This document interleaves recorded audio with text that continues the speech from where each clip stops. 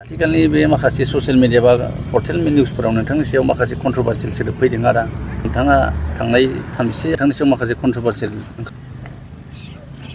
बे समाव बयनिसिमबो आंनि गोसो गोरबोनिफ्राय खुलुमनाय आरो सिबिनाय मान बावहरदों। थांनाय 31 आगस्ट राखि पुर्णिमाजों लोब्बा लाखिनानै जारिमिनारि संकस खेराइसालियाव जि फुजा फोरबो बे फुजा फोरबो फालिनाय समाव कमिटिनि एबा बानजाय आफादनि मानसिफ्रा आंनि न'आव फैनानै आंखौ खावलायफैदोंमोन। थिग बे लेखायैनो आङो जारिमिनारि संकस खेराइसालियाव थांनानै नुजाहैदोंमोन आरो जारिमिनारि संकस खेराइसालिनि जि बानजाय आफादनि जि सुबुंफोर बिथांमोननि थिननाय बायदि बा बिथांमोननि बायदियैनो मोनफ्रोमबो थानसालियाव आङो फुजा बिबार बायदि बायदि बावनायनि गेजेरजों खुलुमदों सिबिदोंमोन। थिग बे समावनो दौदिनिया क्रिया जाखाङो आरो क्रिया जाखांनायनि गेजेरजों बर'फोरनि थांना थानायनि सोमोन्दै बर'फोरनि जौगानायनि सोमोन्दै बर' हारिया अरायबो खौसेथिनि गेजेरजों हान्थिलांनांगौनि सोमोन्दै आरोबाव बे समाव बायदि बायदि रावजों बिथाङा जोंखौ सुबुरुन होलांदोंमोन। फुजा जोबखांनायनि उनावनो जि मिडिया पार्सन एबा खौरांगिरिया आंखौ सोंदोंमोन जे नोंथाङा बे जायगायाव बा संकस जारिमिनारि संकस खेराइसालियाव फैनानै माबायदि मोनदों आरो नोंथांजों इसोरफ्रा बा आत्माफ्रा मा मा सावरायलांखो होननानै आंनाव सोंदोंमोन।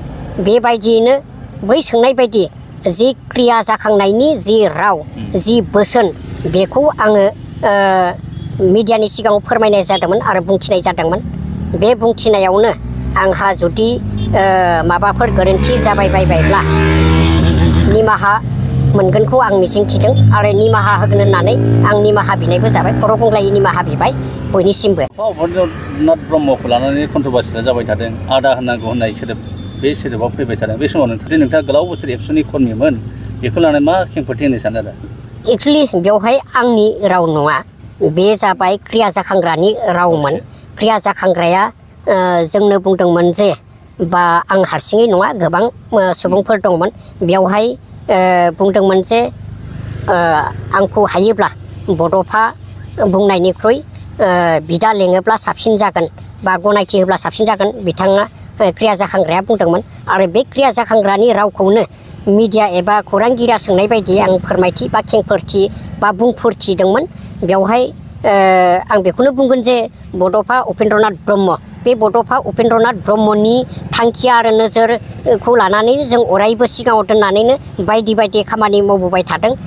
बिदिन्थि महरै जि बड'फा ट्रास्ट, बे ट्रास्टनि गेजेरजों बर' सोलोंसालिफोरखौ बर' बिजोंजों फोरोंनायनि जेरावबो जेरैबो गायसननाय जादों।